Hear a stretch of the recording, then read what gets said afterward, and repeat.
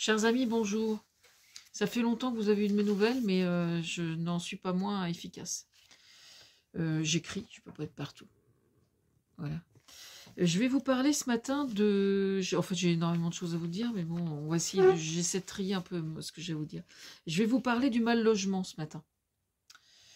Je vais commencer par vous lire, en fait, j'ai fait plusieurs pages, mais j'ai besoin de vous lire un truc important. Un truc qui me choque profondément en ce qui concerne le mal logement. Pour la terre, moi, fille d'agriculteur, j'adhère à la phrase « Nous ne sommes pas propriétaires de la terre que l'on possède, on ne fait que l'emprunter, qu'emprunter cette terre à nos enfants et à leurs descendants. » J'adhère complètement à cette phrase.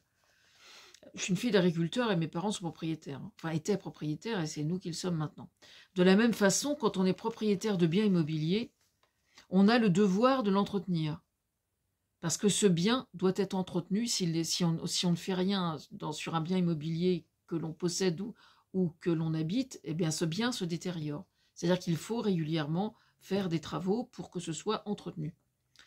Quand on observe des marchands de sommeil qui pourraient parfaitement faire des travaux mais ne le font pas de façon parfaitement délibérée, pour moi, c'est criminel. Ça n'est pas criminel uniquement vis-à-vis des locataires, mais c'est criminel aussi vis-à-vis de la société tout entière. Bon, là, ce que je vous dis là, et le parallèle que je fais avec la Terre, il n'y a que moi qui le fais. Hein. Mais j'assume. Hein. J'assume d'autant plus que je suis aussi propriétaire de biens immobiliers que je vais devoir gérer, et que si jamais il y a des travaux à faire, c'est juste parce qu'on ne m'a pas donné l'autorisation de le faire. Autrement, il y a belle lurette que ça aurait été fait. Voilà, mais ça va se faire. Hein. Ça va se faire. Maintenant, je vais vous parler du problème de logement sous un autre angle. D'accord? Alors, je vais mettre les liens sous la vidéo, évidemment. Je vous recommande d'aller revoir l'émission Envoyé spécial sur le sujet. Alors, avec évidemment Élise Lucet, qui est une emmerdeuse, comme c'est pas permis. Oui, je rigole parce que quand quelqu'un fout les pieds dans le plat, attention, je vais appeler Élise Lucet, surtout s'il est actionnaire. Attention. Attention, je vais appeler Élise Lucet. Bon, c'est comme ça. Depuis le début, alors ce que je vous dis là, c'est la stricte vérité. Hein. C'est-à-dire qu'au tout début que Airbnb a existé, en même temps que l'ubérisation, moi je commençais à écrire mon livre sur GAFAM, crevettes et pêche à pied, je me demande s'il sortira un jour celui-là, parce que le problème c'est que la toxicité d'Internet va plus vite que moi je n'arrive à actualiser, donc évidemment j'ai du mal à suivre, c'est un peu normal. Bon, il y en a qui prennent le relais, heureusement. Bref. Depuis le début donc de leur expansion, j'avais donné l'alerte. J'avais expliqué en quoi ça allait dégénérer et très mal se passer. Au début, tolérance vis-à-vis des petits propriétaires fonciers. Bon, et c'est vrai, on entendait des gens qui étaient propriétaires, par exemple, juste d'un ou deux appartements, et ils ont des petits revenus. Bah, louer de cette façon-là, ça permet de limiter la chèvre et le chou et de garder leurs biens, ils les entretiennent. Le problème, c'est que dans cette faille, il y a tous les investisseurs immobiliers qui se sont littéralement engouffrés. Hein, on va dire ça comme ça. Alors, pourquoi ces gens-là louent-ils en Airbnb? Pourquoi? Parce que c'est ça, en fait, le problème. Hein. Moi, je me mets à la place je le suis, propriétaire. Donc je me mets à leur place. Je dis quand même, s'en foutre plein les fouilles. Là où louer à longueur d'année, il y a des risques de ne pas être payé. C'est vrai, je devrais penser qu'à ma gueule et puis faire comme eux, quoi. Hein, on est bien d'accord. Bref. Le gouvernement peut exiger, par exemple, que Airbnb contrôle plus efficacement le numéro d'autorisation de la ville. Parce que pour ouvrir un Airbnb, il faut demander une autorisation en mairie. Cette autorisation en mairie est délivrée sous certaines conditions. Et là, on apprend dans le reportage d'Envoyé spécial que certains propriétaires fonciers ont déclaré leur location sur Airbnb avec comme numéro d'attribution 0, 1, 2, 3, 4, 5, 6 ou un numéro de téléphone. C'est quand même hallucinant. Moi, j'hallucinais de voir ça. Quoi. Je ne pensais pas avoir eu raison dans une telle proportion. Franchement, Je suis épatée par enfin, il n'y a pas besoin de sortir, il n'y a pas besoin de sortir de la cuisse de Jupiter pour deviner à l'époque comment ça allait évoluer, hein, franchement. Hein.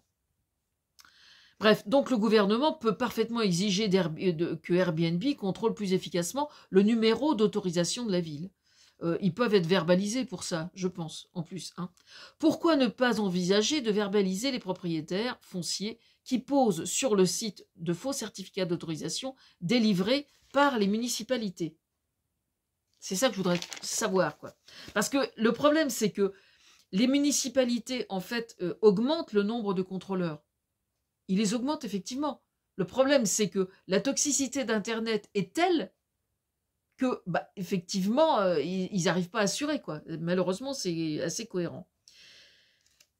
Deuxième raison, pour quelle raison des propriétaires fonciers choisissent-ils de louer en dehors des revenus, hein, je veux dire, en dehors des revenus? Pour quelle raison choisissent-ils de louer en Airbnb plutôt que de louer à longueur d'année à un propriétaire, à un locataire? Ça peut se comprendre. Hein. Ça peut se comprendre quand le propriétaire foncier a de faibles revenus. Éventuellement, on peut le comprendre. Pourquoi est-ce un problème si grave aujourd'hui?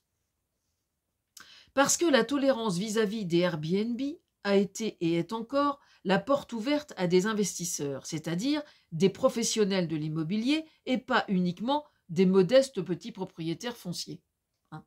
Parce qu'évidemment, ils vont tous se faire passer pour des pauvres petits qui ont des petits revenus. Enfin, vous voyez, franchement, je sors mon petit mouchoir. Hein. Je suis vraiment... Bref.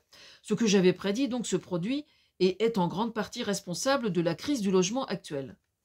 Et je suis responsable du fait que ça fasse autant de foin et que ça a été fait, qu'Envoyé spécial a été fait sur ce sujet, parce que je fais chier tout le monde avec ça depuis des années, en fait. Hein. Voilà, parce que je le vois autour de moi, tout simplement. Je reviens sur les problèmes de la caution, parce que là, j'avais eu une idée que je considère personnellement comme étant géniale, je vous le dis franchement. J'avais eu une idée il y a quelques années, puis qui m'était sortie de l'idée, en fait, pour être tout à fait franche, et qui m'est revenue ce matin, clique la petite lumière qui s'est allumée. Imposer davantage les investisseurs, ça c'est la première chose. Imposer davantage les investisseurs fonciers qui fonctionnent avec ce type de plateforme. Ça c'est une chose, ça peut être fait ça, hein. Ça peut être fait.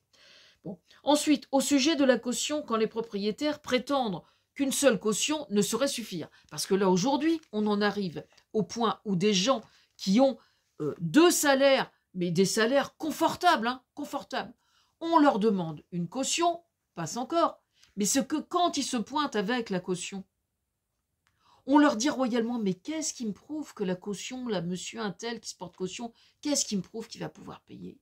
Qu'est-ce qui vous dit que dans 6 mois, il ne va pas avoir Alzheimer ou qu'il ne va pas avoir... Enfin, vous voyez ce que je veux dire? C'est-à-dire que la mauvaise foi est telle qu'en fait, ils ne trouvent toujours pas, en fait. Ils ne trouvent toujours pas de logement.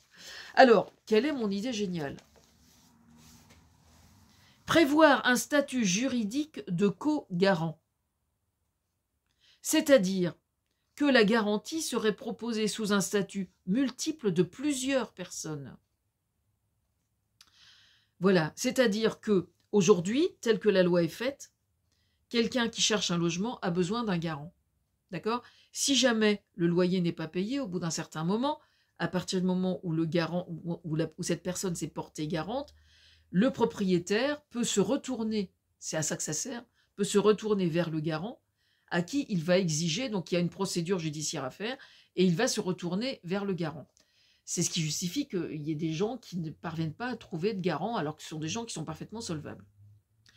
Dans l'hypothèse où il y ait plusieurs garants, eh bien ça multiplie, ça divise s'il y a par exemple 3 garants pour un locataire, ça divise le risque par 3 pour chacun des garants. Donc il y a plus de garanties.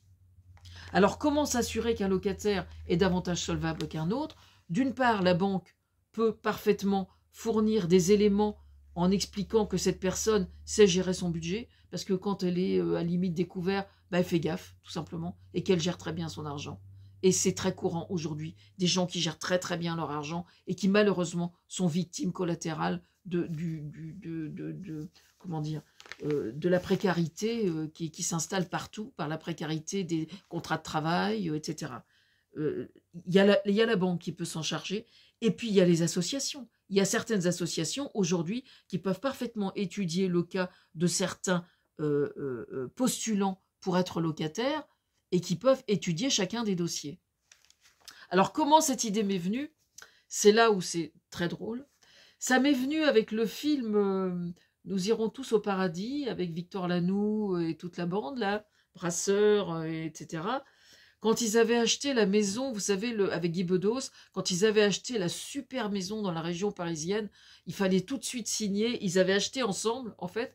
Et puis la maison était vraiment géniale, sauf que pendant qu'ils avaient acheté, il y avait c'était en fait à 2 pas de l'aéroport, donc la maison était absolument invivable.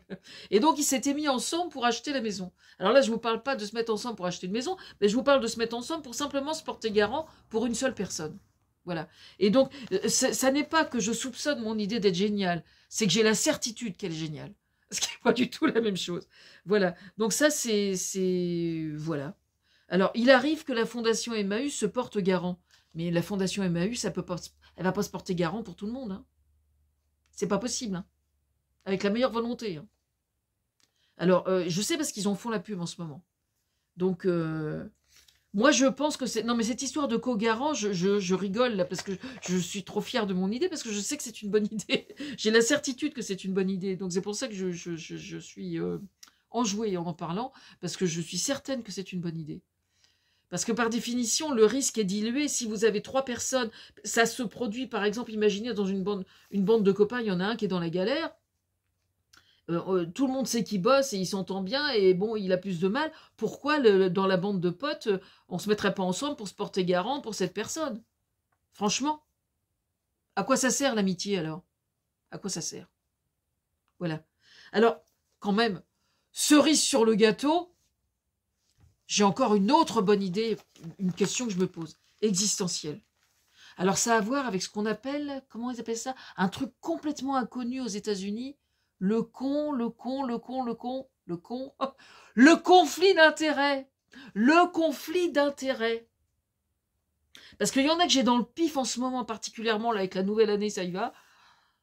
Ça s'appelle un actionnaire. Les actionnaires, alors là, ils vont passer une drôle d'année cette année, moi je vous le dis. Ils vont passer une drôle d'année parce que je les ai particulièrement dans le pif, donc ça va très mal se passer, je pense. Et je voudrais savoir qui sont les actionnaires d'Airbnb. Et je voudrais savoir quand les politiques font leur déclaration de patrimoine. Je voudrais savoir, moi, si leur portefeuille d'actions, il est bien précisé. Ah ouais, je veux savoir qui au sein du gouvernement aujourd'hui a des actions chez Airbnb. Voilà, c'est tout. C'est une question vraiment fondamentale que je me pose. J'attends la réponse. Bon dimanche. Hein.